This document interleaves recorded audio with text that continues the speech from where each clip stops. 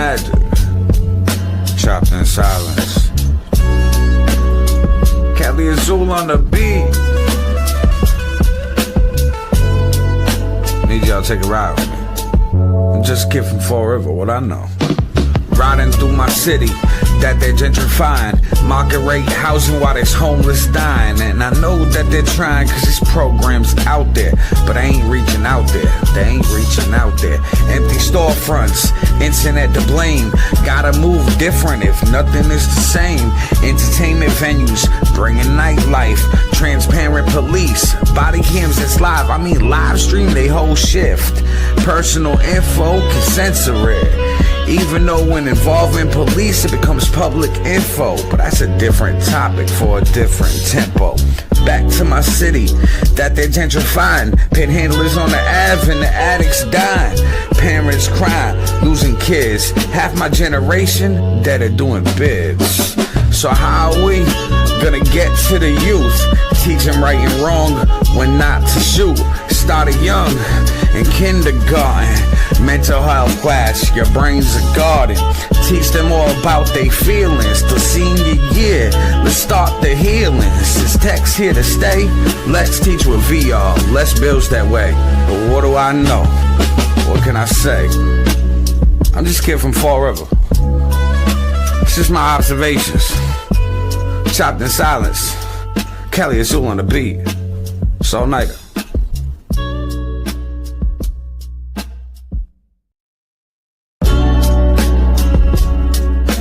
All-nighter. Street magic, chopped in silence. Cali Azul on the beat. Need y'all to take a ride with me. I'm just a kid from Fall River, what I know. Riding through my city that they're gentrifying, market rate housing while there's homeless dying. And I know that they're trying cause this program's out there, but I ain't reaching out there, they ain't reaching out there. Empty storefronts, internet to blame, gotta move different if nothing is the same. Entertainment venues, bringing nightlife, transparent police, body cams that's live, I mean live stream they whole shift. Personal info can censor it. Even though when involving police it becomes public info, but that's a different topic for a different tempo. Back to my city that they're gentrifying, panhandlers on the Ave and the addicts dying, parents crying, losing kids, half my generation that are doing bids. So how are we gonna get to the youth? Teach them right and wrong, when not to shoot. Started young in kindergarten, mental health class, your brain's a garden. Teach them all about their feelings till senior year, let's start the healing. Since tech's here to stay, let's teach with VR, less bills that way. But what do I know? What can I say? I'm just a kid from Fall River. It's just my observations, chopped in silence. Cali Azul on the beat. Soul Nighter.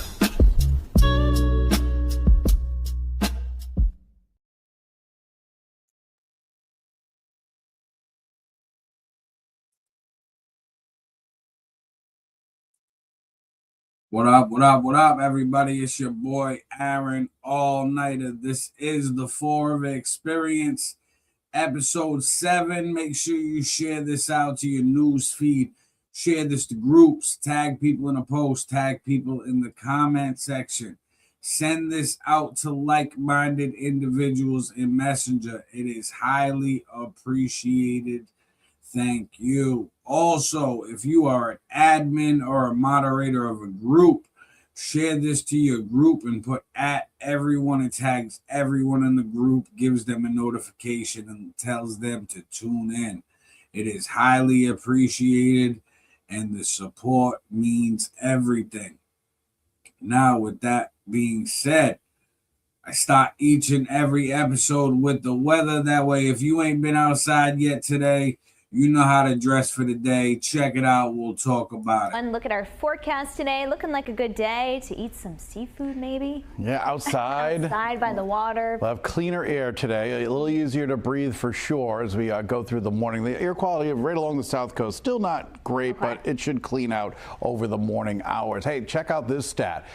Maybe you're surprised at this, maybe not. The first half of meteorological summer from June 1st right through yesterday, which was the end of the first half, it's the hottest first half of summer on record with an average temperature of 73.5 degrees. That beats that really warm year of 2010. Yeah, hottest first half of summer on record for the Providence area. A good place to be when it's hot down here at Narragansett Town Beach. It'll probably be pretty busy today. 65 degrees in North Situate. We're looking at blue skies, some clouds around. 70 in the capital city, 65 Smithfield, Newport, 68 New Bedford. You're at 66 degrees. Here are our weather headlines. Much less smoke around for today. That's good. There's still some smoke hanging around, especially the south coast, but it'll be getting out of here. Sunny, dry, pleasant day ahead. Now looking ahead through tonight and into the weekend. The smoke does come back tonight. We'll probably start our Saturday with a hazy sunshine again. Saturday, a little preview of the weekend. We'll see showers and thunderstorms arriving in the afternoon and evening. And Sunday, definitely the better of the two weekend days with lots of sun. Just some clouds passing on through right now. We're nice and dry. We're looking at a warm front off to our south and west. That's going to be advancing in over the next 24, 36 hours, and that brings the chance for showers and storms. Meanwhile, this area of high pressure slides off to our south and east. On the backside of it, we'll get that smoke returning into southern New England, even at the low levels. We'll have to watch the air quality first thing tomorrow morning.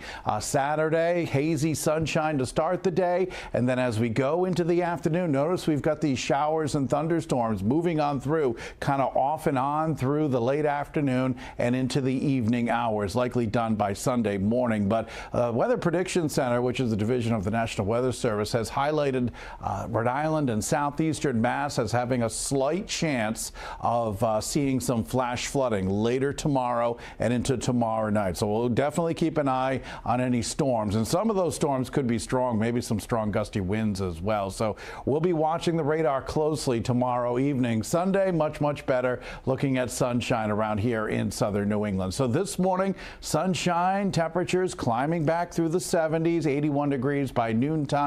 In the afternoon, I think we top out in the low to mid 80s. At the coastline today, likely topping out in the low 80s as well. I think we're dry there.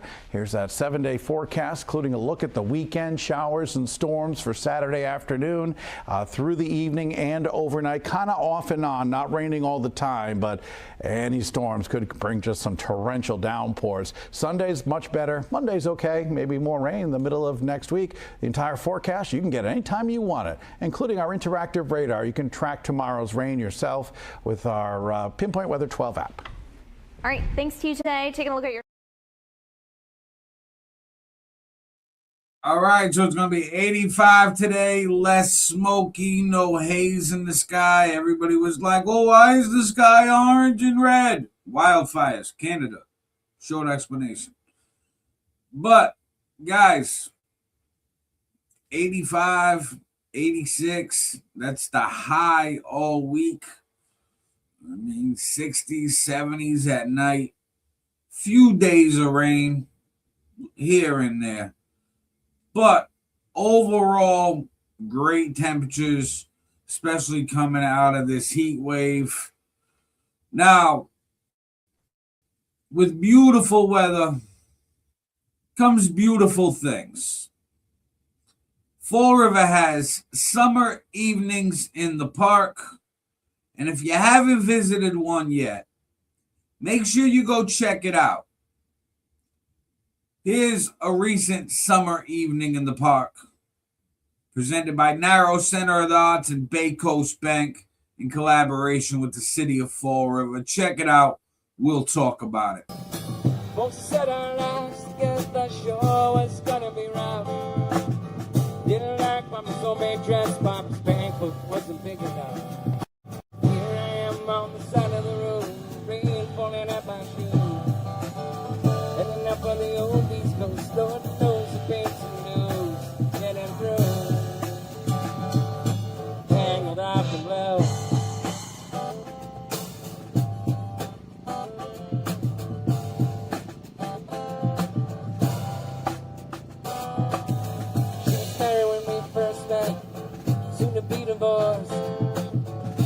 run of a jam, I guess, but I use a little too much force. Drove the car as far as we could, abandoned it down west. Split up on a cold dark night, both between everyone's best.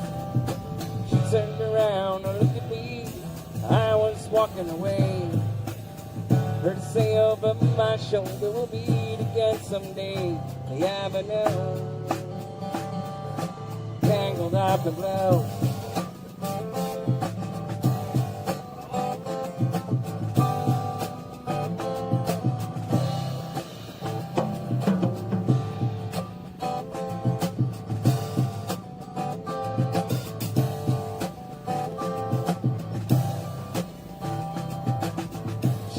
When we first met, soon to be divorced. Helped her out of a jam, I guess, but I used a little too much force. Drove that car as far as we could, abandoned it out west. Split up on a cold dark night, both agreeing it was best.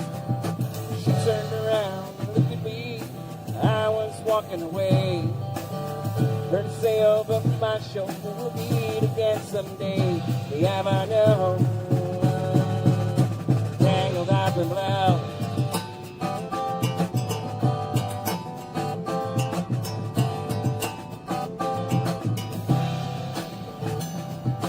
She had a job in the Great North Woods, working for a cook for a spell.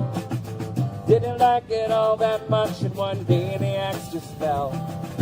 Drifted down in New Orleans, where I was lucky just to be employed. Working for a while on a fishing boat right outside the Delacroix. All the while I was alone, the past was close behind. Met a lot of good fun, but she never escaped my mind. I just grew tangled up with her.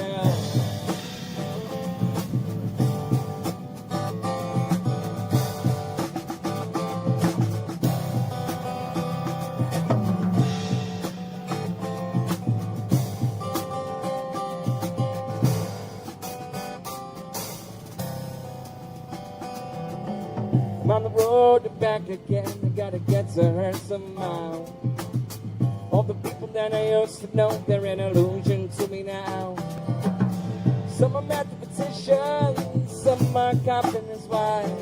Don't know how it all got started and what they're doing with their lives. Me, I'm on the road, headed for another joint. Oh, we saw it from a different place, we just saw it from a different point of view. Tangled up in love.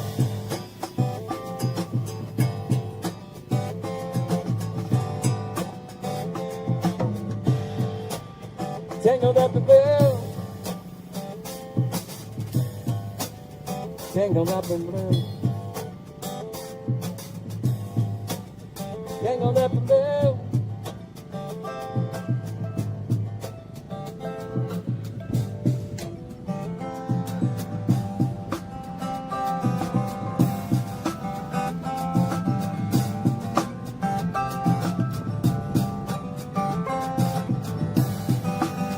Tangled up in blue.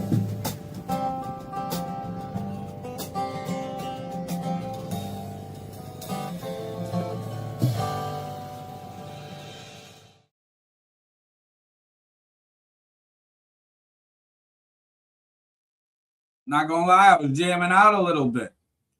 But this is my only critique of the summer evenings in the park. If you notice the crowd, you have children under 10, and then the rest of the majority of adults are 50 plus.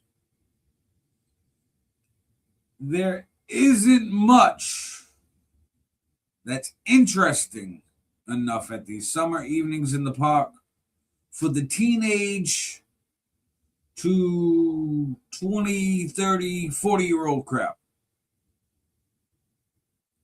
We need more of that in the city, in my opinion. What we have is great. We just need a little bit more diversity in entertainment. Just saying. Now, moving along to this big ship behind me, Battleship Cove, making the news. Check it out. We'll talk about it. Amazing America 250, New England Pride, sponsored by Washington Trust, the original chimney sweep, New Car Toyota, and New Car Hyundai of North Kingstown. Well, sitting along the Fall River waterfront, we all see it, Battleship Cove, home to a collection of historic naval vessels that tell the story of American service during several wars. And now it's under new lighting from the bridge. NBC 10's Davol takes us aboard this important piece of southern New England history. Standing beneath the massive guns of the USS Massachusetts, it's easy to feel transported back in time. For more than 60 years, Battleship Cove has served as a floating museum honoring some of America's most important naval history right here in Fall River.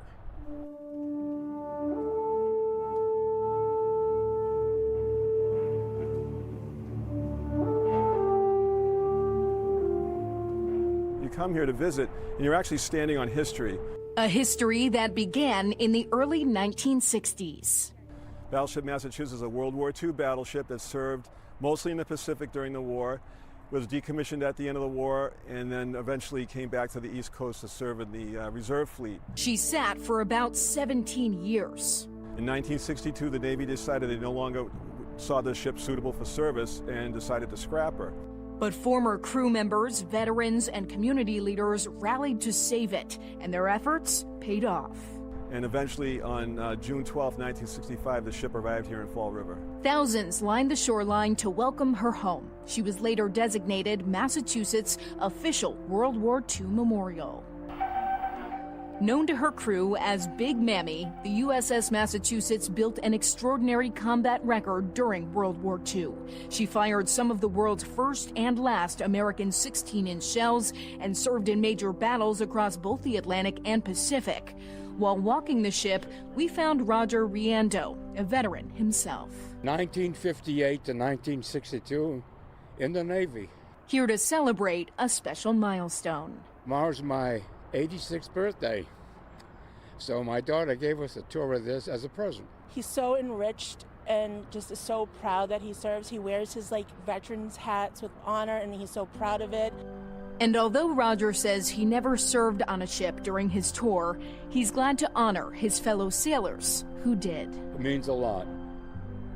What started with one legendary battleship has grown into what's now known as America's Fleet Museum. Today, visitors can walk aboard the destroyer USS Joseph P. Kennedy Jr., which served during the Cold War, Korean War, and Vietnam War, explore the World War II submarine USS Lionfish, see Vietnam-era helicopters under restoration, and climb aboard 2 restored PT boats. This is a ship that was literally off the coast of Japan at the end of the war. The Joseph P. Kennedy was off the coast of Cuba during the Cuban Missile Crisis. Submarine Lionfish spent her time underneath the Pacific Ocean. It's one of those things, if you can imagine yourself back then, and now you're really here standing on that same piece of steel that did all those things. Battleship Cove is now home to one of the world's largest collections of historic naval vessels. But the mission here goes beyond preserving ships. To recognize the sacrifices that were made by people that served on these ships, sharing their stories with future generations, helping to celebrate a region shaped by shipbuilding, naval service, and generations of families who answered the call to serve. I think this is more of a stimulating way to learn more about what those people did for us. Today, the towering ships that once sailed the world's oceans stand as classrooms, memorials, and symbols of service. And for many across southern New England, here at Battleship Cove is a reminder of our nation's history and our enduring connection to the sea. For Amazing America 250 New England Pride, I'm Abby Buttacavoli. Word.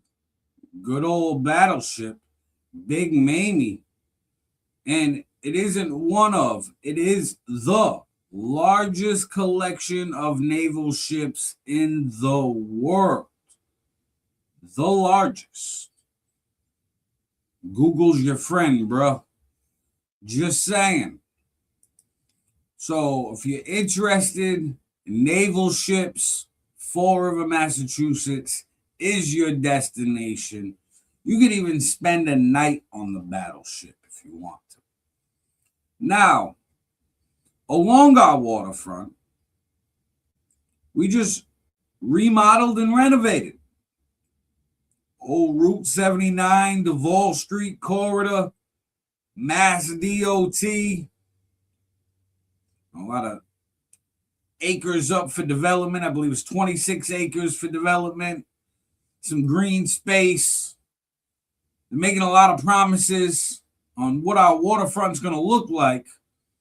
But the waterfront just won an award. What? Check this out. We'll talk about it.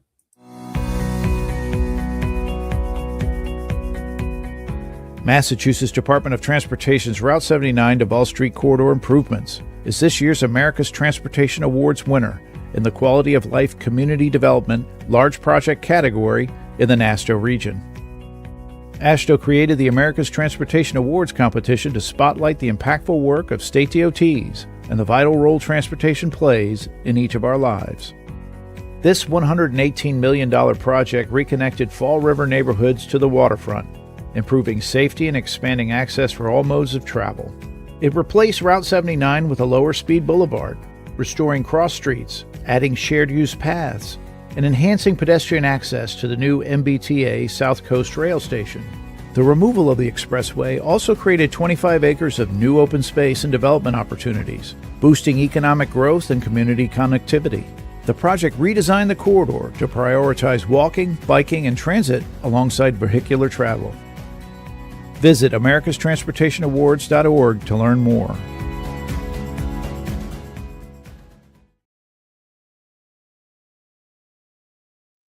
Okay, Fall River, American Transportation Award winning Route 79 Davol Street. Hey, awards are nice. They really are. Now, moving along, we're going to get to the licensing board meeting and talk about the licensing board for a little bit. Before we do, share this out to your news feed, share this groups, tag people in the post, tag people in the comment section. Let's get this up to 500 shares on the Fall River Experience Facebook page. We're also streaming this live on YouTube, on the Street Magic Multimedia YouTube channel, and on Facebook on the Aaron All Nighter Facebook page and the Fall River Experience Facebook page. So follow, subscribe, turn on notifications. Check this out. We'll talk about it. This is a continuance of a matter which has been on the agenda numerous times. For various reasons, we have not addressed it. Just for edification of the board, not edification, just a reminder that this was an issue where we had gotten some complaints from the Florida Police Department about certain things happening over at Leonard's, and we put together some conditions that in place for them. I have been contacted by Mr. Salino, who's done a very good job monitoring the situation. And it's my understanding from the police that everything is, they've done a good job. They have, yes. They've done what they're supposed to do. All conditions have been met.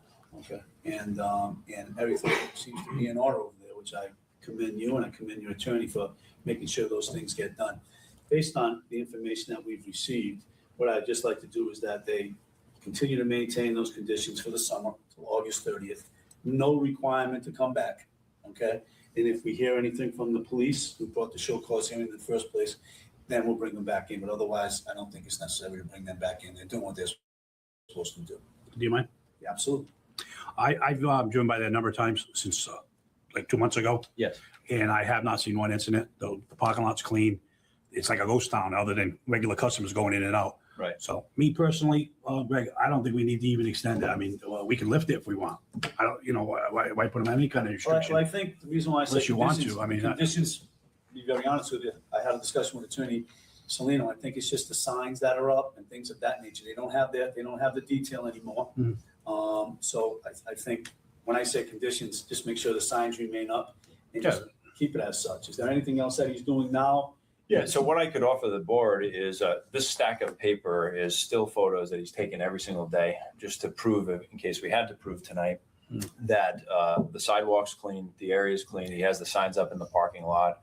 He's closed an hour earlier, right, each night to try to truncate the hours of the business and therefore kind of weed himself of the bad apples. So from my memory of the original show cause hearing, the request was to shorten hours, to have private security detail put up signs and make sure you call the police rapidly when there's a developing issue so that you had time to respond. And I think he's done all of those things. Can you refresh our memory on exactly what those signs say? No trespassing, no loitering.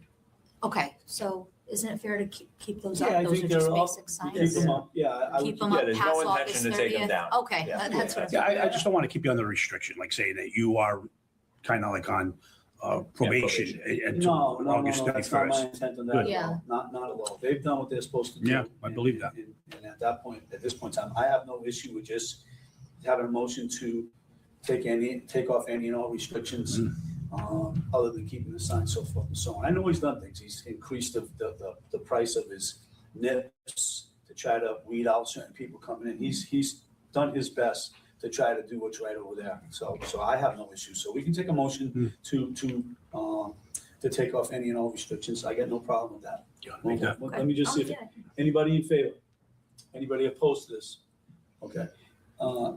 No one being here, I would entertain a motion to remove the restrictions with the exception of signs and so forth and so on, and that he'd be allowed to go about his business.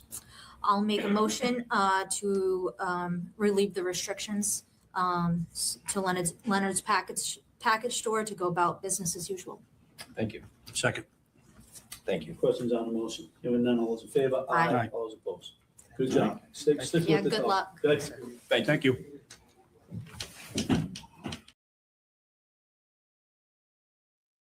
Okay, so Leonard's package store was having issues for a while. There was a lot of people loitering outside. The owner felt a little threatened, he said, and his employees felt threatened to the point where there was a lot of drug crime activity around. So what the licensing board made him do was hire private security and put up no trespassing, no loitering signs, raise the price on his nips, and close an hour earlier on the weekends. All obviously affecting business, but for the safety of the community and the business owner and employees. So he accomplished all those things, passed flying colors, and apparently no longer needs those restrictions. However, still plans on obviously keeping the no trespassing, no loitering sign because it just makes sense, obviously. Now, moving along on the licensing board, we're going to get to Latino's Cafe on County Street, trying to get live entertainment, but being advised kind of to withdraw their motion. What's the reason? Check it out. We'll talk about it.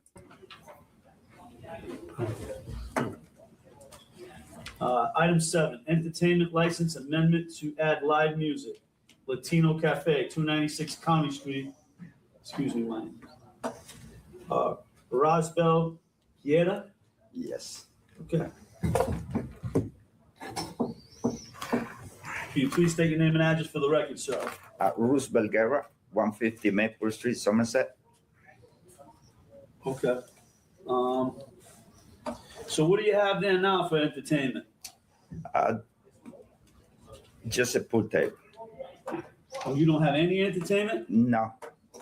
But it says you want to add live music. I thought you had something else. No, I got the recording music. I believe there's a copy of one towards the back.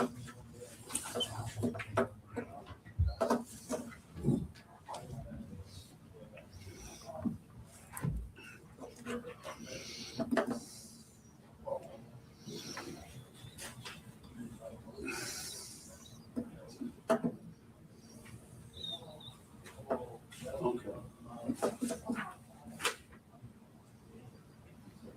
296 County Street. Yo, Chick's Cafe when you were a kid. Chick's Cafe. Remember? You know what I'm talking about, right? Yeah, for some reason I can't. That's Harrison and County. Right down from church a little bit. Church doesn't even exist anymore. You know what I'm talking about? Harrison. Yeah. A little jaunt to Flint Street. If you're coming up Harrison. Not Harrison, I mean Hargreaves. Yeah. No, it was a Hargreaves, right? Yeah, no, I know what you're talking about now. Yeah. That's the one way. Yeah, it's Hargreaves. County. That's late though. That's late. That's a residential neighborhood. You want to have live music all the way to 1 o'clock. It's not, it's just a couple of guys gonna play guitar. It's not a.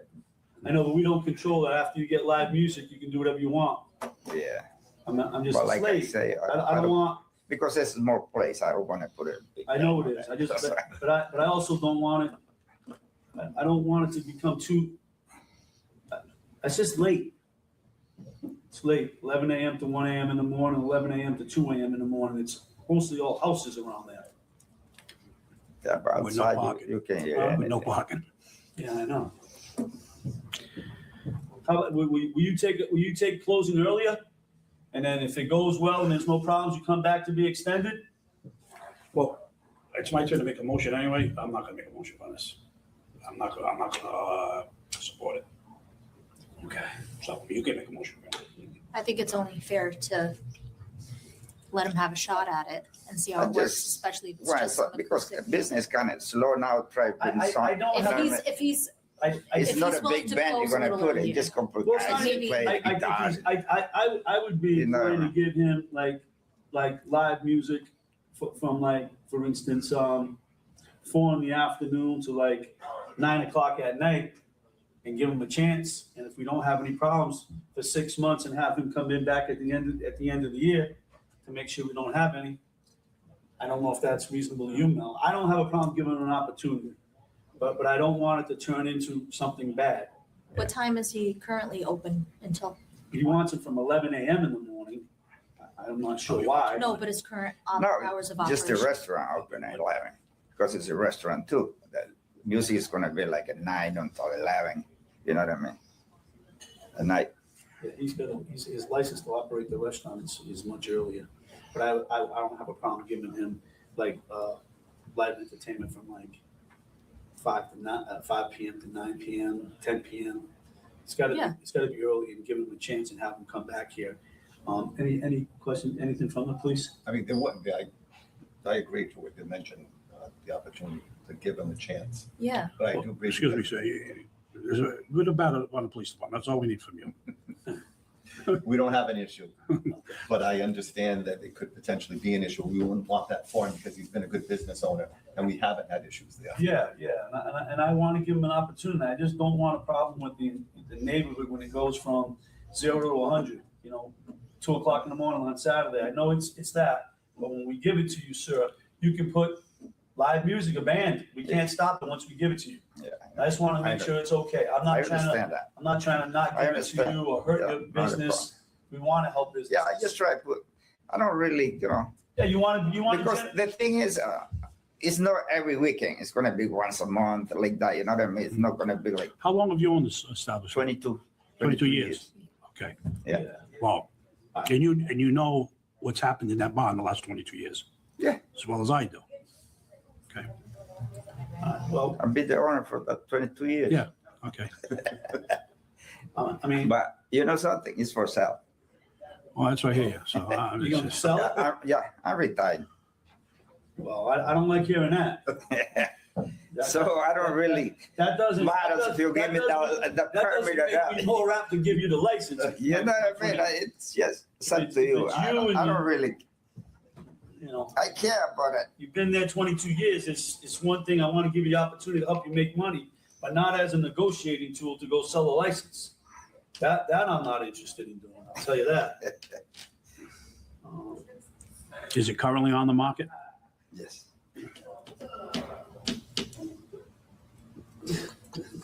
That changed my life. Yeah. I don't think I'm in favor of this at this stage of the game with that kind of situation, in all honesty.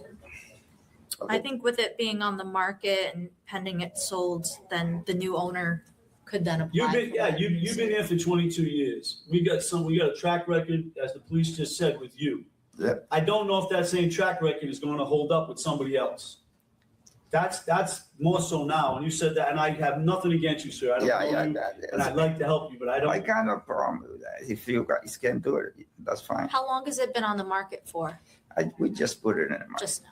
Yeah. And somebody can come in and do all. Yeah, and they can come in.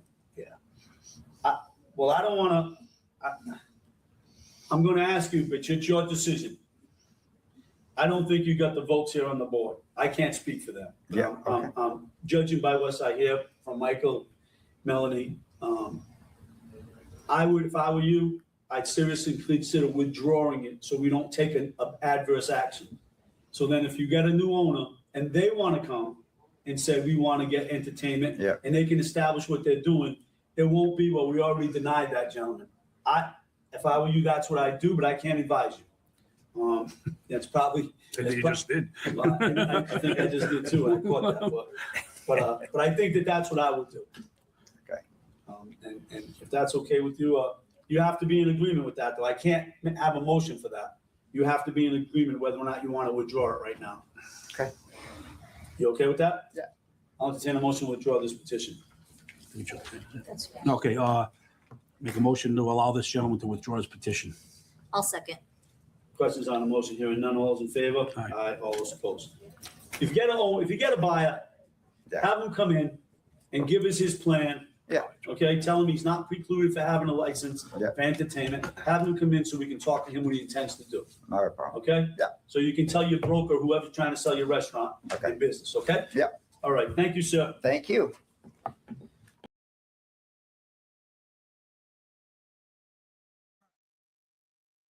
As you can see, he was trying to get live entertainment license. However, open mouth, insert foot. He was going to get the license under certain conditions that, hey, not have it at 1, 2 a.m., a little earlier. And then we'll do it like this. We'll extend it as long as everything goes good. He's like, I don't really care. I'm retired. It's up for sale. They're like, well, wait a minute. That changes everything. And obviously, they're not going to give the license to him for live entertainment for him to use it as a bargaining chip in selling Latino's Cafe. But Latino's Cafe on County Street is for sale, and you heard it there first. Now, remember O'Gill's restaurant, how it was for sale? At first, it was going to be all apartments, and then the owner said, we're going to keep the restaurant downstairs. We're going to keep the same menu. Then it came to be, it's not going to be the same menu as O'Gill's, but it will be a restaurant, an apartment upstairs. Well, neighbor issues between the restaurant and the tenant. Check this out. We'll talk about it. Discussion regarding the license violations. Squeegee 2 Inc., DBA, Sosabi Restaurant, 915 County Street, Adelson, Texera. How you doing? Hi, Mr. Texera. How are you? Please state your name and address for the record. Adelson, Texera, 25 Kimber Road, Boston, Massachusetts. Okay. Mr. Texera, I think you're on the agenda because the city got a email on June 2nd it went to a number of people. And it basically said that you, and I want to make sure I say this right, that one of your tenants in the building, Mr. McKeon, you own the building? No. Oh, okay. Sorry about that. One of the tenants in the building, Mr. Colin McKeon. I know him. Like, we don't talk. I was trying to talk to him, but he never started to me. He live upstairs. He's got a very long email here, and you may not have seen this. Have you seen this? No. That's what I was afraid of. He's got a lot of complaints. You have every day complaint to the owner, sometimes for no reason. We just opened the restaurant just to run the business. Me, my wife, my mom. The guy complain every day. He play basketball inside the apartment. There's people eat the food dusting. Yeah. Okay. I try to talk to the owner. I got text message with the owner. I try to be nice to him. I invite him inside. He don't want to say, "Oh, I wish to be Marine." I said, "I wish to be Marine back to my country too." We're not here for. We're trying to be nice to each other because we're neighbor. You know? So we're here to address this complaint, this email, is that we're here today? This is what it's on. I'm going to give you just a small synopsis, but he should have the opportunity to see this. But okay. It says, and this is the middle, they are currently blasting bass 5 days a week. On Wednesdays and Thursdays, it goes until midnight. On Fridays and Saturdays, it goes until 2:20 a.m. It never shuts down before 1 a.m. This bass, excuse me though, just let me finish. This bass goes for 12 hours a day. Sometimes after closing, the staff leaves the bass on while they remain. On Sundays, the bass starts at 10:30 a.m. and thumps continuously until midnight.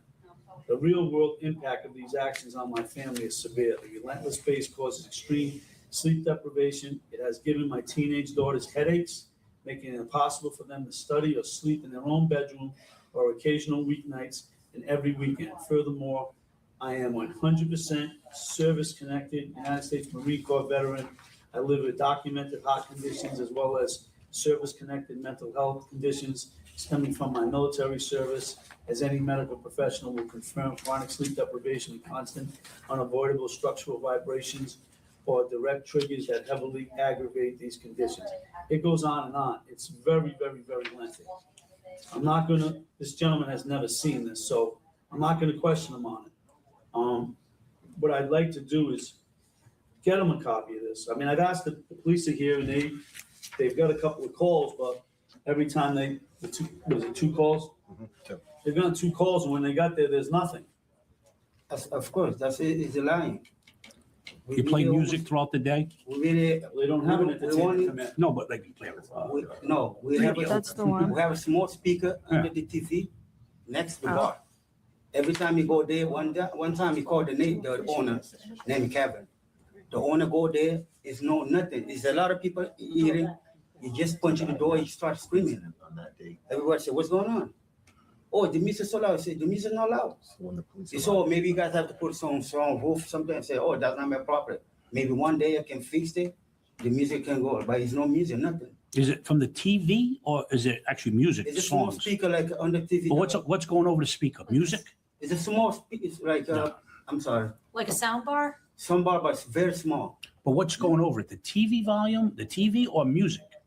I don't know what he's screaming. No. What is going on? What's playing on that speaker? The TV, the soccer game? No, now we or play the music? soccer game. Last time the kid didn't play. Yeah. Last time we have it early in the morning, but we don't do nothing.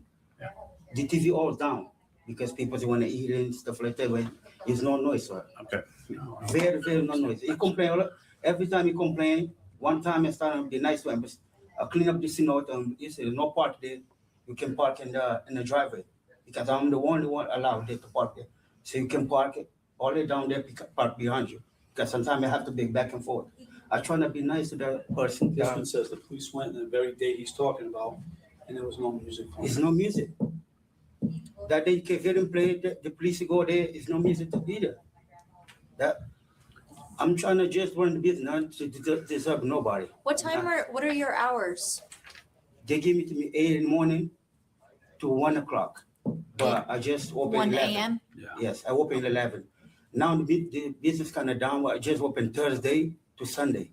Okay. The only day I open early is a Sunday, 10 a.m. because I do brunch breakfast. But it's nothing, it's just family members gonna bring your people to have breakfast. Well, I don't know really what we can do, to be very honest with you, because this gentleman does say a lot in this email, but it hasn't been substantiated by the police department, and it's, trust me, he sent this email to everybody. Andrew Raposa, Cliff Pond, Chris Peckham, Canuel, Kadeen, Lamit. I mean, this went to everybody. The The owner trying to give us. Didn't go to me. I didn't get it. No, I didn't get it. Yeah, No, I didn't so- go, but I'm saying all the city Council. departments are going to be investigating, and we don't have anything. I don't know what we can do to this. We have almost Nothing. 8 months. The time ago, the owner, somebody moved to third floor. I told sorry, me and my wife have got 2 kids. You want to live upstairs like that because you see the noise? Oh, and I'm stop it bothering me. I said, okay. I told the owner trying to talk to them to live on the third floor. Yeah. We're gonna live in the second floor, no problem. I was trying to be nice to the guy all the time. I told him and the family to come. What did the landlord do? Would landlord say anything? Landlord trying to. Right now, I'm trying to. Me, my family, my mom, we're trying to decide what we can do to buy the property. To see, we're trying to, because we like it. That's the thing we do back home. Yes, they don't want it to show cause. The police did not want it to be a show cause. What did the second call, what was the second call regarding? Unfounded as well. Neither call. had And found last time I asked for the museum, I said, look, I don't want it too much. I just have it to bring the customer because right now business is very slow. At least you can get like 6 to 9 a.m. Oh, I'm sorry, 6 p.m. to 9:50, 10 o'clock. I stop the music. I don't want to. But you don't have, right now, this is not. No, I don't have it. I know. I'm just letting you know. You want to apply, I get it. But this right now is only to discuss this violation. You want to apply for it, you got to come back. I just talked to the person trying to help me get a park in the Pleasant Street. Okay. From the home, I'm trying to get a. Is this gentleman on the second floor or the third floor? Second floor. Second floor. Yeah. And the tenants on the third floor, do they have any issues? No. Not that I know. Okay. And your landlord does not have any issues? No, the landlord say everything. The landlord say, listen, this one don't bother. No, I'm not bothering nobody. I'm just trying to avoid the business. Can I ask one more question? Yes. That soundbar that's under the TV, can you move it somewhere? Like maybe a little down more, just to say you did, or maybe it will relieve some of the noise? Yes, I don't know. but the way they complain, the living room right here. You know, County Street, the speaker all the way down there. So it's not even under them. It's not even No. under them. No, okay. All right, don't bother Those- with it then. Yeah. Yeah. I'm gonna, I mean, it was only a discussion. They don't have to entertain a motion. Just, No. I have nothing more. You're good. Yeah. You're good. I'm gonna just, we heard it, we discussed it, no action taken. Yep. You all set? Yep. Thank you, sir. Good luck. Thank you.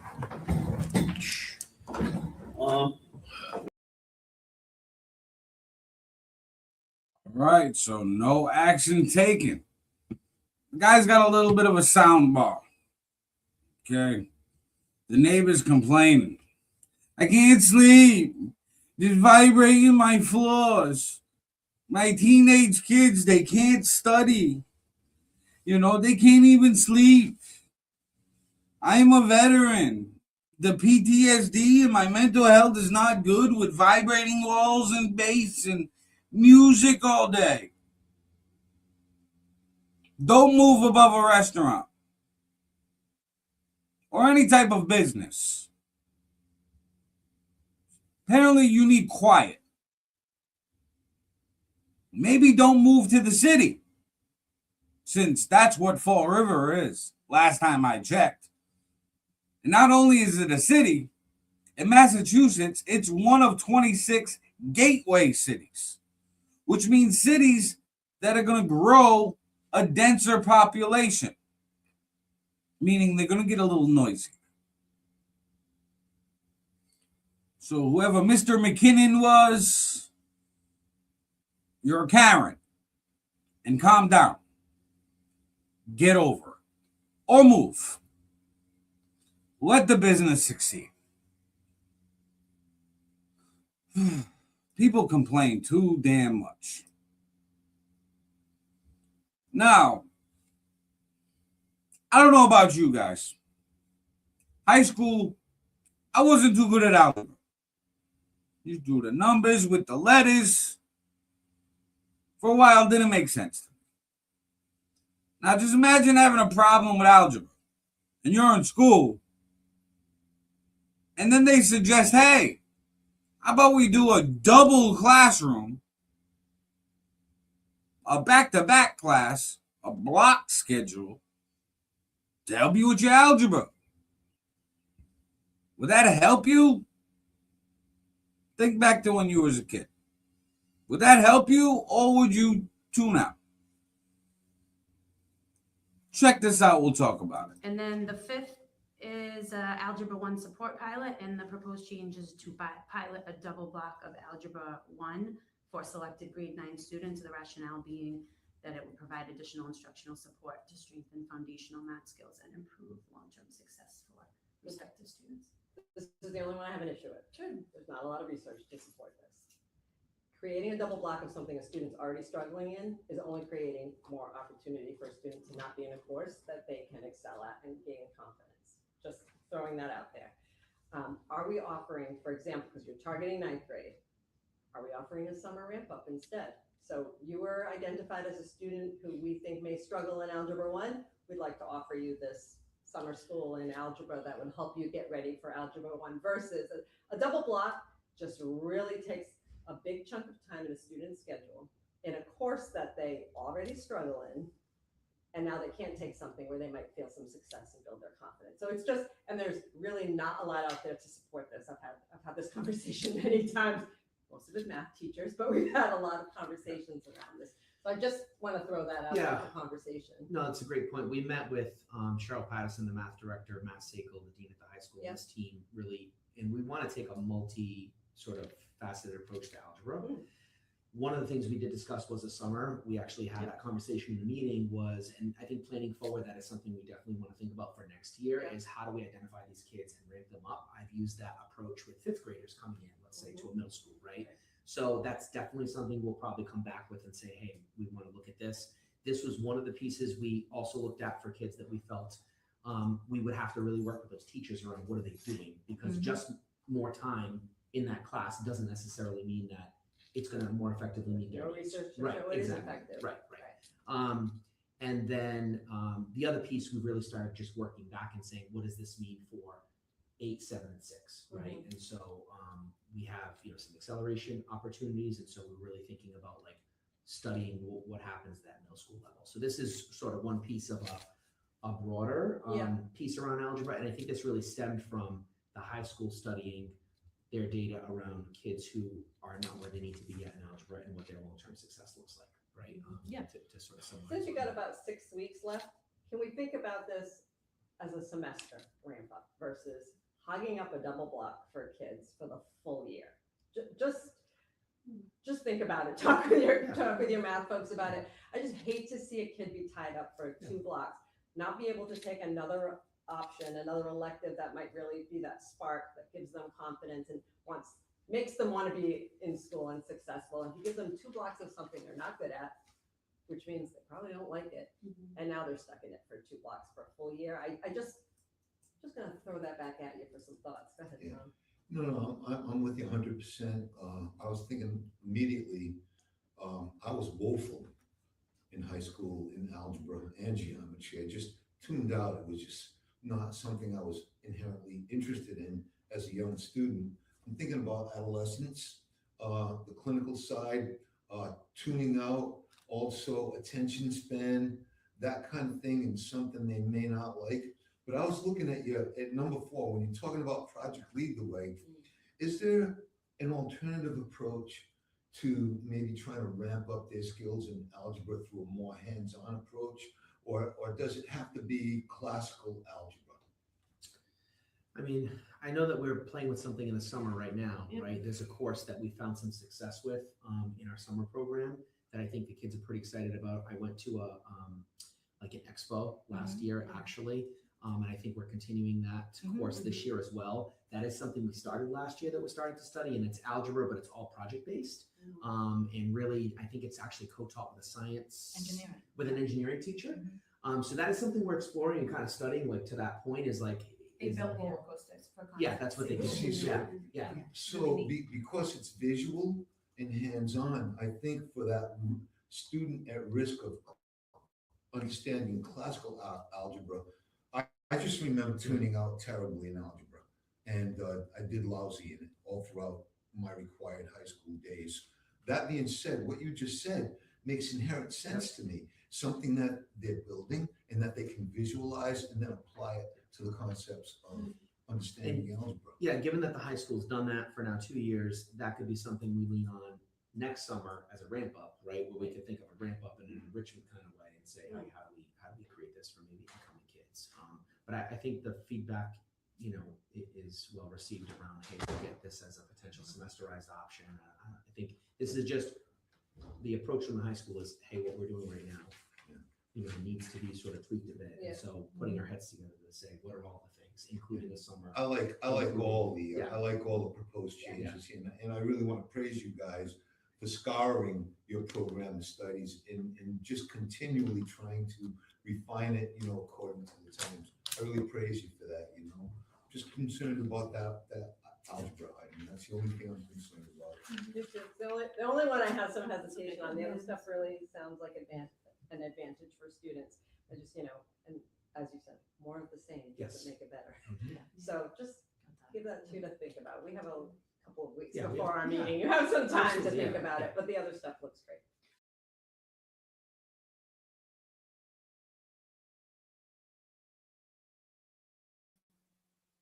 Okay, so this is where I get on this.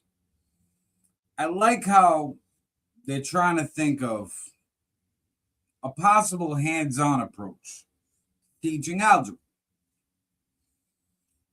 And I like that Anna Riley and Thomas Corey of the school committee both were united against an extended class of algebra, especially for the kids who need help with algebra. Luckily, Thomas Corey knows how it is. As he stated, he wasn't too well in algebra during high school. So maybe for him, hands-on learning would have been better, hence why he speaks that.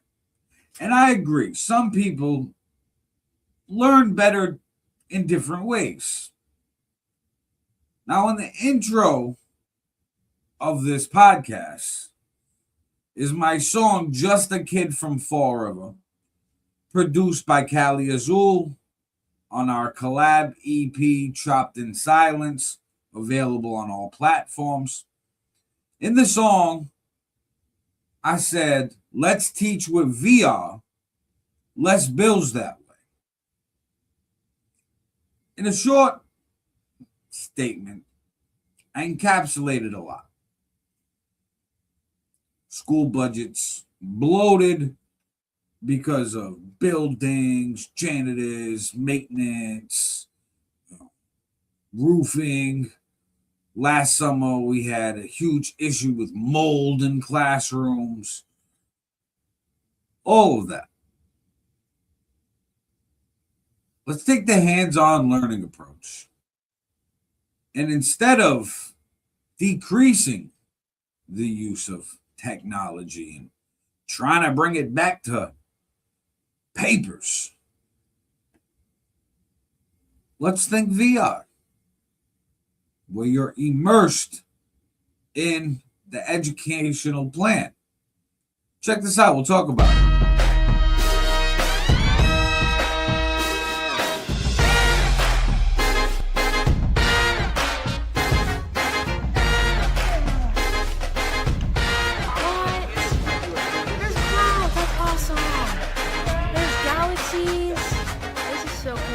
So I calculated the slope of glaciers melting, and I took the graph and I actually moved it and interacted with it to find the numbers, and then I took those numbers and I calculated the slope, and then I used that slope to then kind of find out what will happen in the future. I feel like there's a lot more hands-on, just like, and it's just a different experience, so it makes it easier.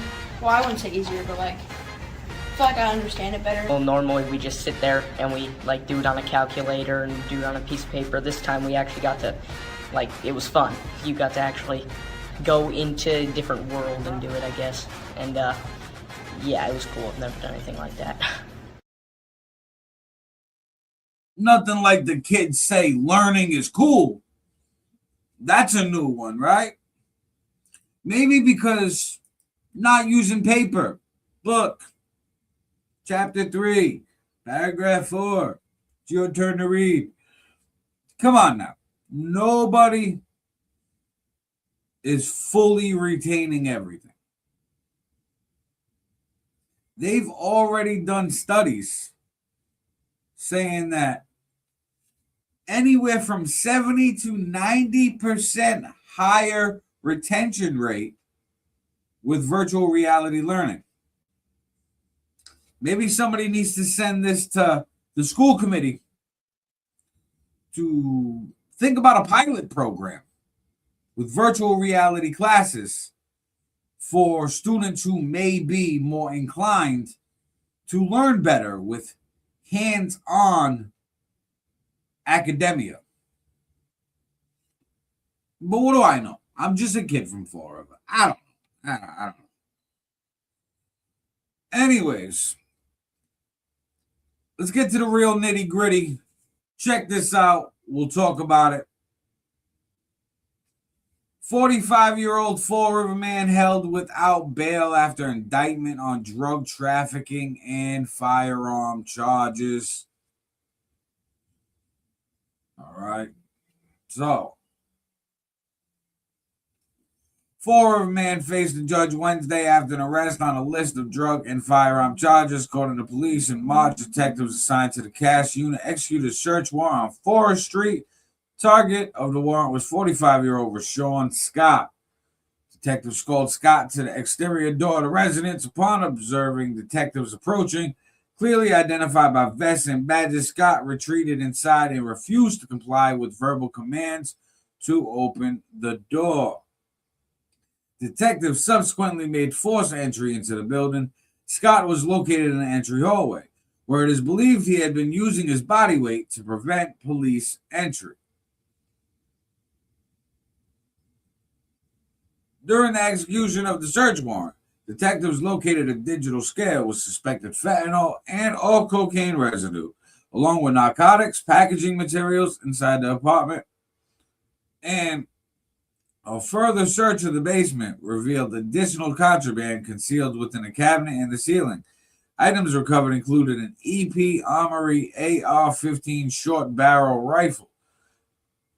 It was unmarked, commonly referred to as ghost gun, approximately 114 grams of suspected fentanyl, approximately 247 grams of suspected methamphetamine pills, approximately 7.6 grams of cocaine. There's the gun right there. Police department noted that this case represents another strong example of proactive police work focused on identifying and apprehending individuals who endanger our community and contribute to poisoning the city. Through coordinated investigative efforts and decisive action, detectives were able to remove dangerous weapons and illegal drugs from the streets.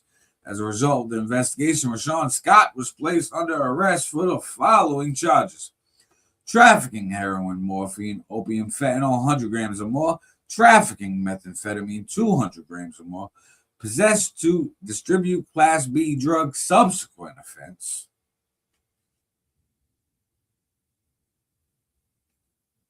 Firearm without FID card, subsequent offense. Possess large capacity firearm, possession of large capacity firearm in commission of a felony, possession of ammunition without a FID card, firearm violation with 3 prior violent drug crimes. That one's going to hold him.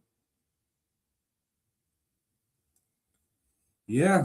According to court records, Scott was arraigned in Fall River District Court, pled not guilty, and was held without bail. On Wednesday in Fall River Superior Court, he pled not guilty to drug trafficking and firearm charges and was held without bail, pending a dangerous hearing scheduled for July 23rd. I'll tell you how this is going to go right now. He's going to get held dangerous. And he got all those subsequent offenses.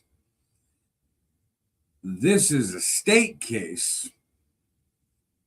Possibly get picked up by the feds if there's any investigation of him transporting out of state. But he's going away for some years. That's going to hold him. He's 45. His 50th birthday going to be behind the walls. Let's just say that. At least the big 5-0 50th birthday for him will be behind the walls. Now, this horrible, heinous heart of crime is on the rise in Fall River. Unfortunately, check this out. We'll talk about it. Rapes up 14% in Fall River in 2025, up 38% compared to the 5-year average. According to the police department's newly released crime data, rapes in Fall River increased by 14% in 2025 compared to 2024, while increasing a staggering 38% compared to the past 5-year average. Per the police department's mid-year report, rapes are already up almost 9% over 2025. That's fucking horrible. The alarming part of the rape statistics is that rapes in 2025 were 38% higher than the previous 5-year average. The normal range is 41 to 53, yet Fall River saw 57 in 2024 and 65 in 2025, both above the normal range. Rapes in Fall River by year: 2020 there was 41, 2021 there was 43, 2022 there was 48, 2023 there was 46, 2024 57, 2025 65, and 2026 38. But that's through June.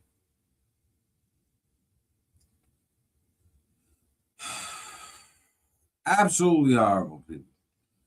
In 2026, there were 38 rapes in the city in the first 6 months, or 8.6 higher percentage than the same time frame for 2025. This means the city is on pace for 76 rapes in 2026, a large jump from 41 in 2020. In 2025, the police department responded to 134 calls for service regarding sexual assaults, which is an increase from 2024 by 13.56%, but the total assaults are up.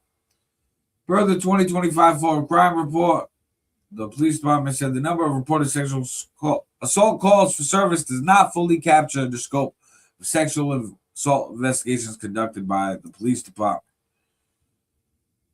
Rapes are up. Sexual assaults, rapes,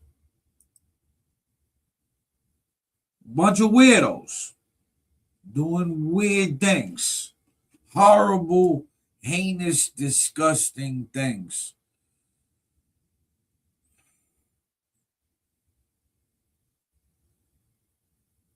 There should be the death penalty for that. For all these sex offenders.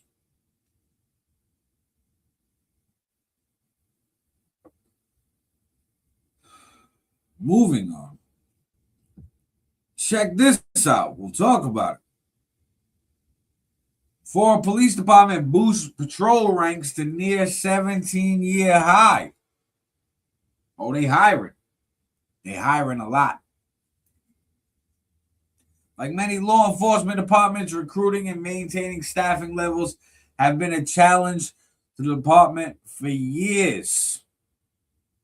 The good news is that the trend may be reversing as the police department is increasing its complement of patrol officers, the likes of which haven't been seen in the past 17 years. In late May, 11 new officers were sworn in. It was a pretty big class, but we just trumped it, said Acting Police Chief J.D. Hall. On June 22nd, another 13 candidates entered the academy. So that 13 puts us at 177 patrol officers and detectives. Historically speaking, if you go back to the archives in 2009, we were at about 181. That number doesn't include the approximately 35 to 40 superior officers in the department. Hall said the department will surpass 2009 numbers of patrol officers in August, when he will hire another 6 candidates to go on to the training academy. For the past few years, the department has been battling attrition, said Hall, between retirements, resignations, or candidates that change their minds in either the academy or during their probationary periods.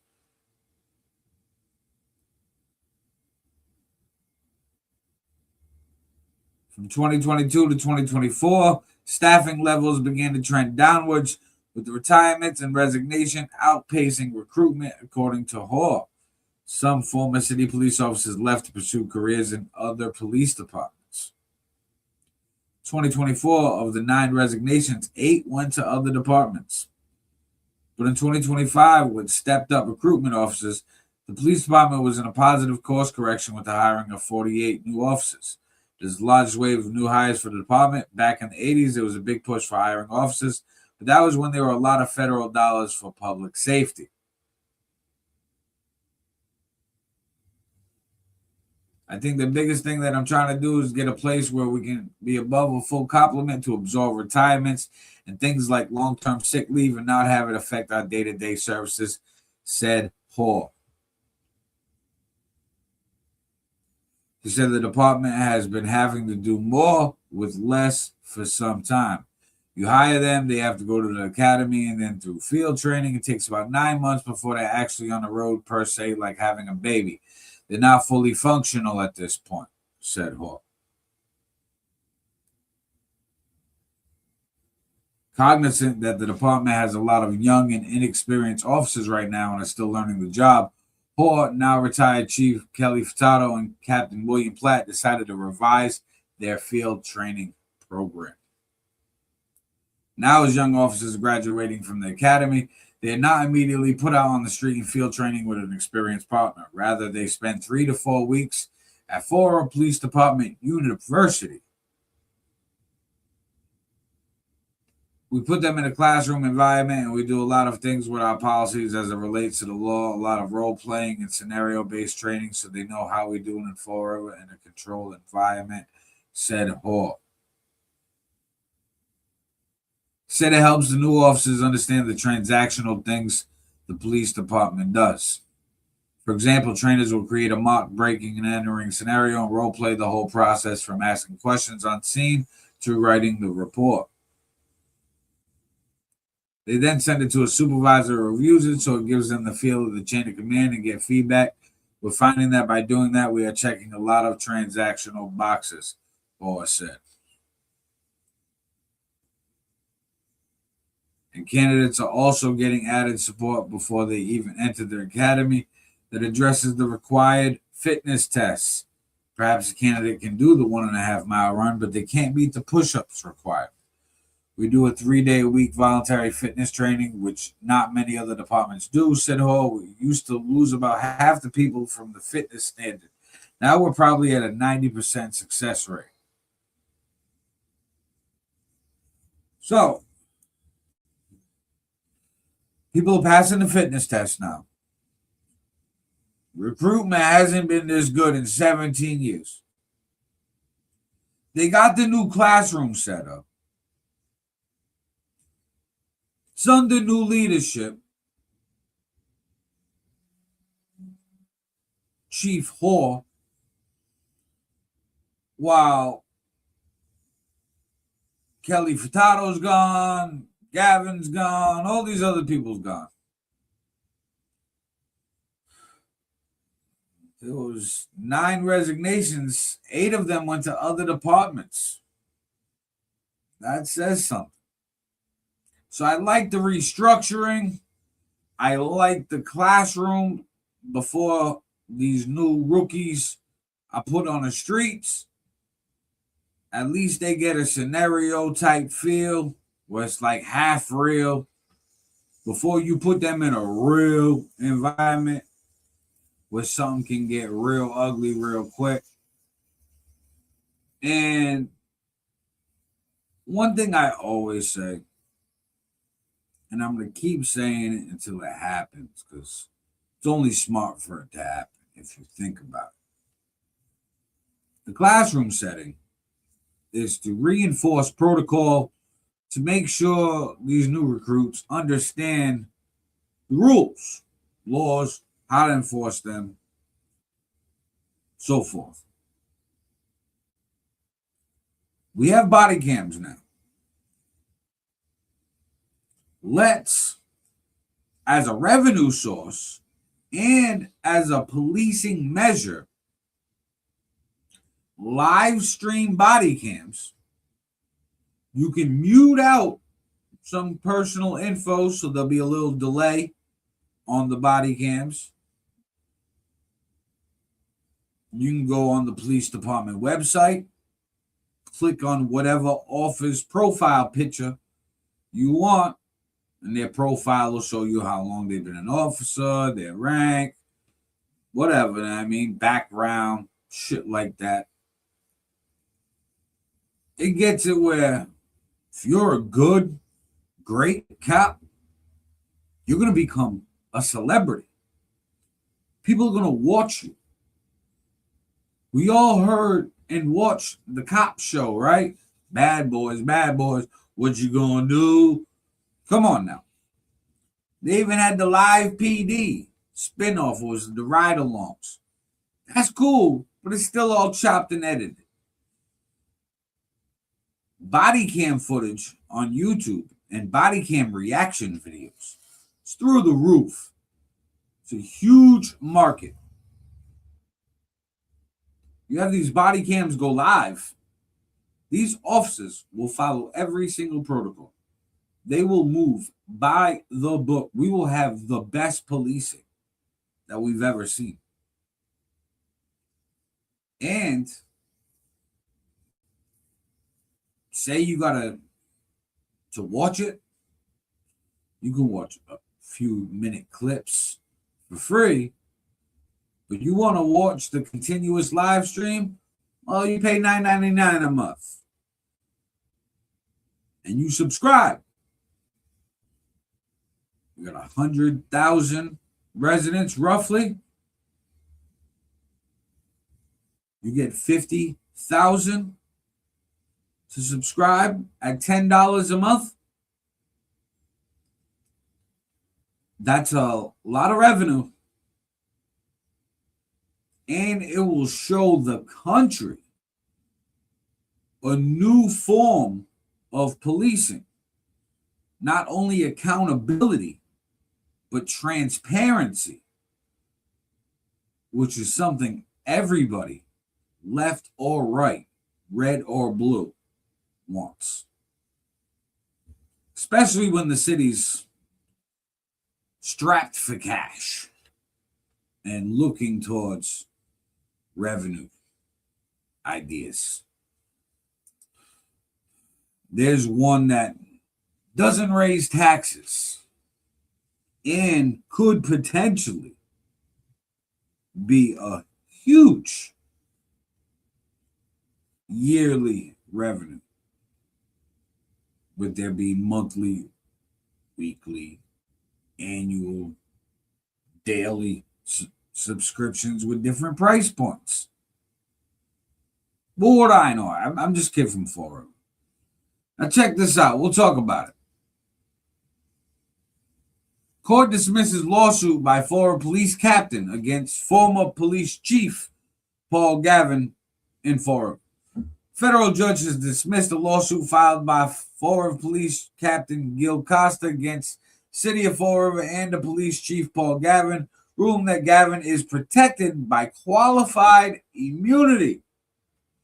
In a decision released on Wednesday, U.S. District Judge Denise Casper granted summary judgment to the defendants on all claims, effectively ending Costa's case. Costa, a longtime former police officer hired in '89, alleged that he had faced retaliation after speaking out at a May 18, 2021 union meeting. At the meeting, Costa raised concerns that the then captain Paul Gauvin was improperly awarding extra compensatory time to himself and detectives in the Major Crimes Division beyond what was allowed under the union. Costa claimed that after raising the issue, Gauvin, who later became police chief, bypassed him for multiple captain promotions in 2022 and 2023 in retaliation. Costa was eventually promoted to captain in March 2024, though he has said the position is less desirable than others. Costa sued under the Massachusetts Whistleblower Act, the Massachusetts Civil Rights Act, and federal law, alleging First Amendment retaliation. Judge Casper dismissed the state law claims after Costa did not oppose summary judgments. On the key federal claim that Gauvin retaliated against Costa for exercising his First Amendment rights, the court ruled in Gavin's favor on the grounds of qualified immunity. The court concludes that even assuming that Costa has made out a First Amendment violation in connection with the promotion decisions, Gauvin is entitled to qualified immunity because an objectively reasonable official in his position could have believed that his conduct did not violate Costa's constitutional rights.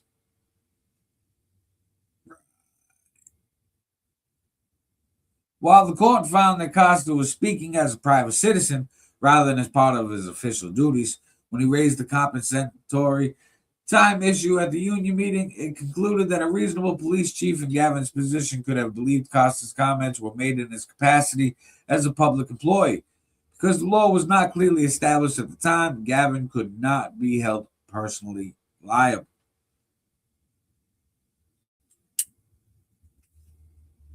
Well, the ruling means Costa's lawsuit has been dismissed in its entirety. Chief Gauvin cannot be held personally responsible for the promotion decisions, and the city of Fall River faces no liability. Costa could still appeal the decision to the U.S. Court of Appeals for the First Circuit. For the sake of Fall River, right now with us being broke, I'm happy that we won. However, we all know Gauvin just got away with that. However, the city is broke right now. On the last episode, I played a video clip of a recent city council meeting with Linda Pereira teasing and hinting possibly bringing back purple bags and pay as you throw. Like, we're that broke right now. So I'm kind of happy we beat the lawsuit and we're not liable. However, it's Paul Gauvin got away with that. That was retaliation. But that's what you get for telling, man. You told on him at the union meeting. Said he was scamming overtime and was giving overtime to other people.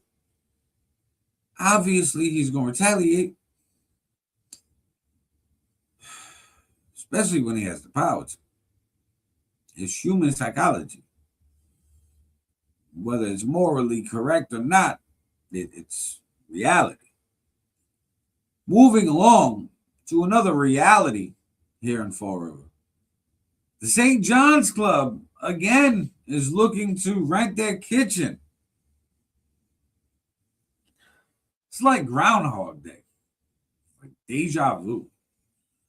Check this out. We'll talk about it. St. John's Club looking for new kitchen tenant after restaurant leaves location.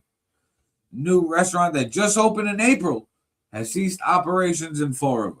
The Angry Tomato at 1365 Rodman Street inside St. John's Club took to social media to express their unhappiness and has since left the location. The eatery was a casual American comfort food spot, burgers, sandwiches, wings, etc., run by Chef Joe Armstrong and his partner Robin Sullivan. The two also produce and sell a line of small batch sauces, barbecue rubs, jams, jellies, and pickled goods under the Angry Tomato brand.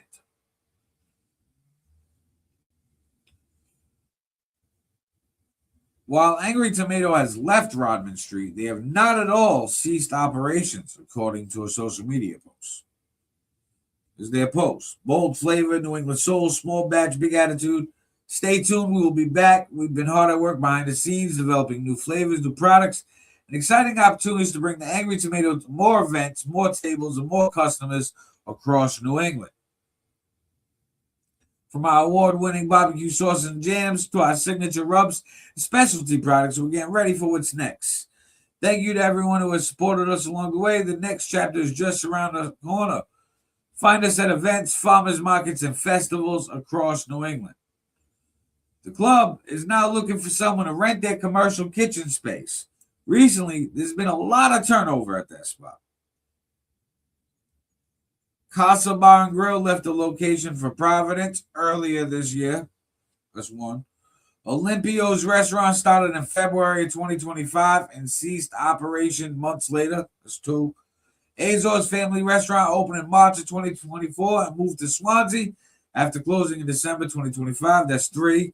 Ocean Star Restaurant moved to Plymouth Ave after announcing in February they were gone. Maria Ferrer and Rosa Bababa relocated twins onto Miller Street. That's 5. Now Angry Tomato, that's 6. St. John's advertisement for the kitchen rentals that they are under new management, and to call that number that was on your screen. Hey, new management, okay? It's called 508-672-9185 for a private walkthrough. Tell them the Fall River Experience sent you. Hopefully, things can work out. St. John's Club has the space, venue size, parking, and the potential to be something big. Hopefully, they can work out a favorable agreement for both parties of whatever restaurant is in there. If it's an issue with the bar, follow Liberal Club's formula. If that's not what you want to do, instead of renting it out to a business, hire a chef and serve your own food with your own wait staff and have your own restaurant. Because you have the space. Personally, that's what I would do. If I was St. John's Club owners, I'd do that because it seems like they're not meshing well with others. So if it's a my way, a highway type thing, just do it your way. And do it up. You got the parking. You got the venue space.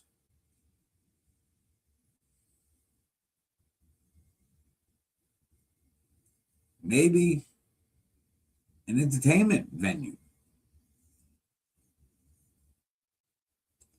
I don't know. What do I know? I'm just kidding from Fall River. Pizza. Let's talk about it. New pizza place replacing former pizza place on North Main Street. New pizza place. It's Fall River. It's coming. Licensing board. Got the common victuals license for Napoli Pizza, which will be taking over the former Fiorentina Pizza.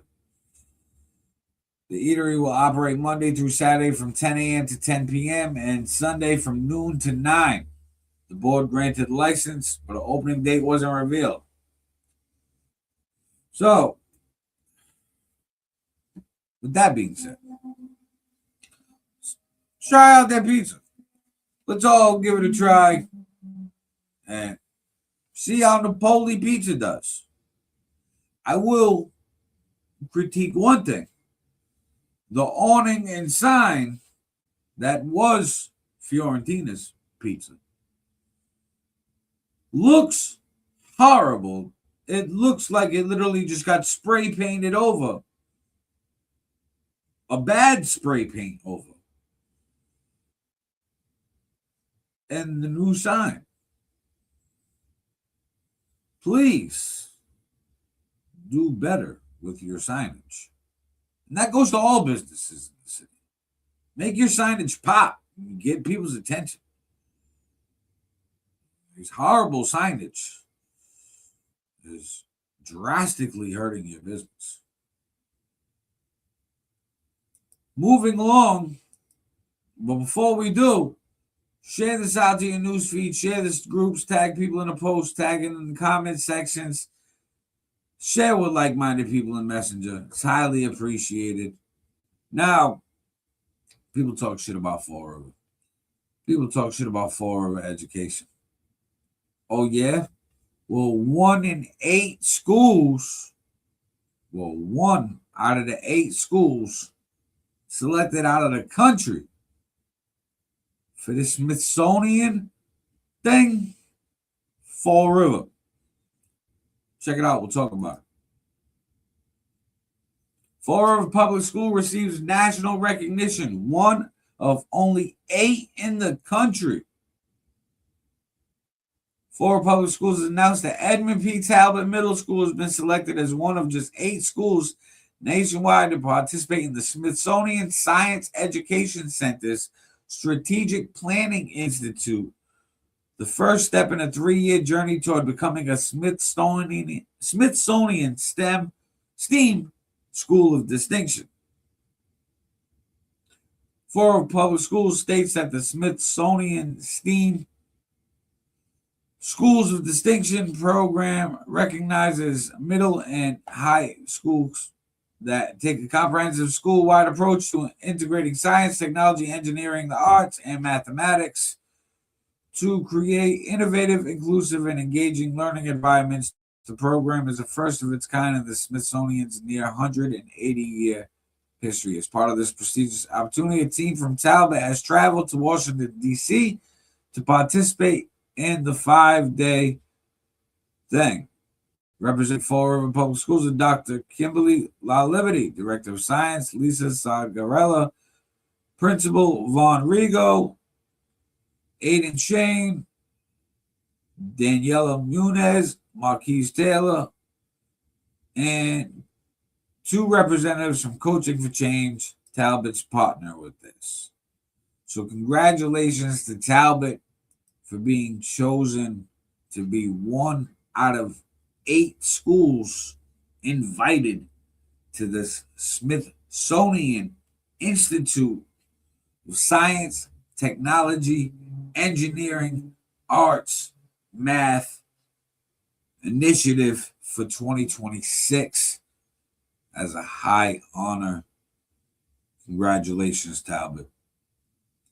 Now, moving along, check this out. We'll talk about it. Mays Playground, Pereira Enterprise donates $500. Thanks to Paola Pereira, Pereira Enterprise at 65 Tower Street in Fall River for stepping up to support Mays Playground with a $500 donation. State leadership reduced the funding to punish Alan Sylvia for voting for the audit. All right. So,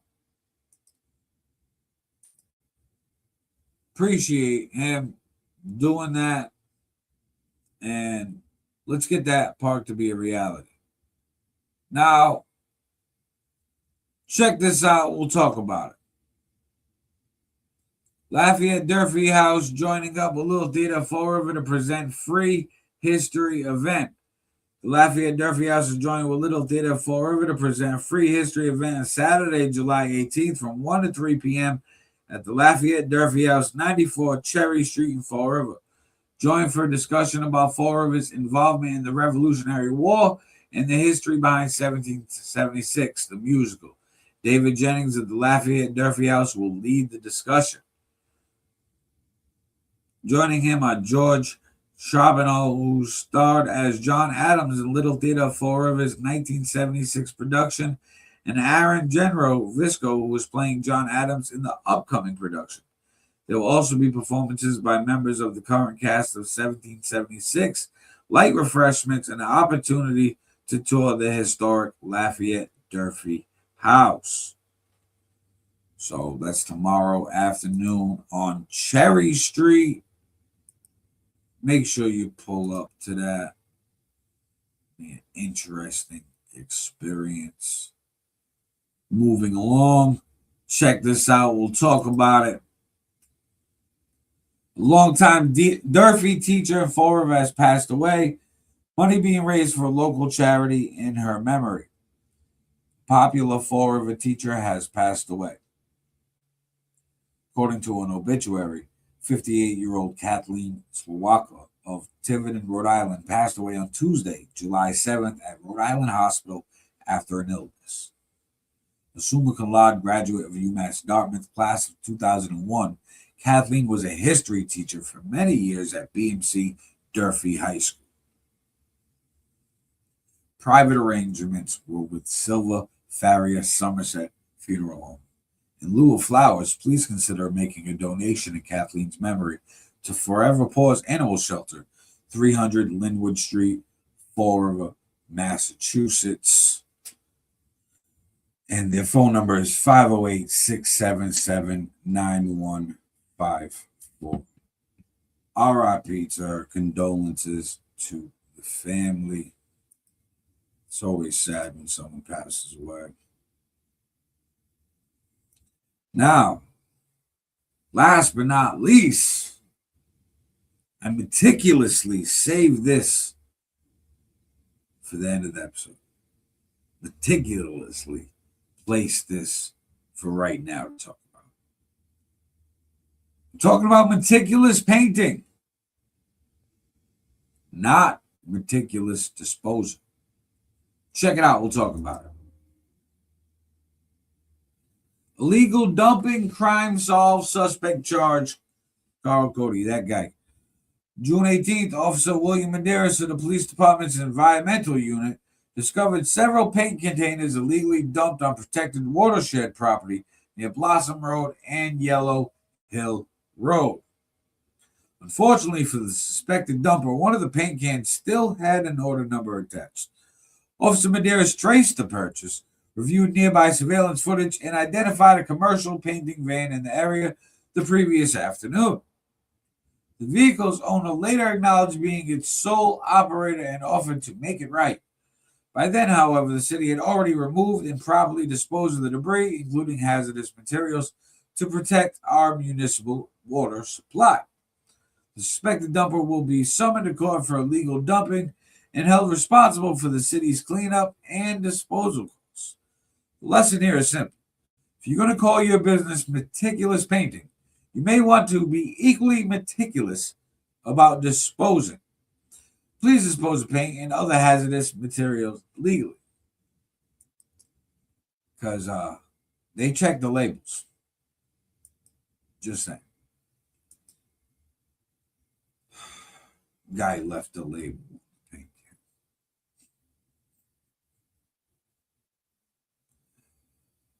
We'll try. We'll try, Florida. We'll try. We may not succeed at what we're doing, but we'll try our damnedest. With that being said, everybody, again, even if you haven't, even if you have, share this out to your newsfeed, share this group, tag people in the post, tag people in the comment section, send this out to like-minded individuals in Messenger. If you're an admin or moderator of a group, share this to your group, put at everyone, it tags everyone in the group. It's highly appreciated. The support is free. Takes a few minutes to spam out a bunch of shares. Just share, blast this out. And let's run these shares up. Wherever you're watching, comment below where you're watching from. Are you watching from YouTube? Are you watching from Facebook? If you're watching from Facebook, which Facebook you watching from? Are you watching from Aaron All Nighter or are you watching from the Forever Experience? If you're watching on YouTube, you're obviously on Stream Magic Multimedia. Subscribe, turn on notifications. If you're on Facebook, follow, turn on notifications. With that being said, everybody, be good, be safe, do the right thing, stay out of trouble, treat each other with love, dignity, respect, and all that. You already know what it is. It's your boy Aaron All Nighter. Forever, you know. Yo, be good this weekend. I'm off this. Peace. All Nighter. Street Magic. Chopped in silence. Kelly Azul on the beat. Need y'all to take a ride with me. I'm just a kid from Forever, what I know. Riding through my city that they're gentrifying. Market rate housing while there's homeless dying. And I know that they're trying cause this program's out there. But I ain't reaching out there. They ain't reaching out there. Empty storefronts, internet to blame. Gotta move different if nothing is the same. Entertainment venues, bringing nightlife. Transparent police, body cams that's live. I mean live stream they whole shift. Personal info can censor it. Even though when involving police it becomes public info. But that's a different topic for a different tempo. Back to my city that they're gentrifying. Panhandlers on the Ave and the addicts dying. Parents crying, losing kids. Half my generation dead are doing bids. So how are we gonna get to the youth? Teach them right and wrong, when not to shoot. Started young in kindergarten. Mental health class, your brain's a garden. Teach them all about their feelings. The senior year, let's start the healing. Since tech's here to stay, let's teach with VR. Less bills that way. But what do I know? What can I say? I'm just a kid from Fall River. It's just my observations. Chopped in silence. Kelly Azul on the beat. Soul Nighter.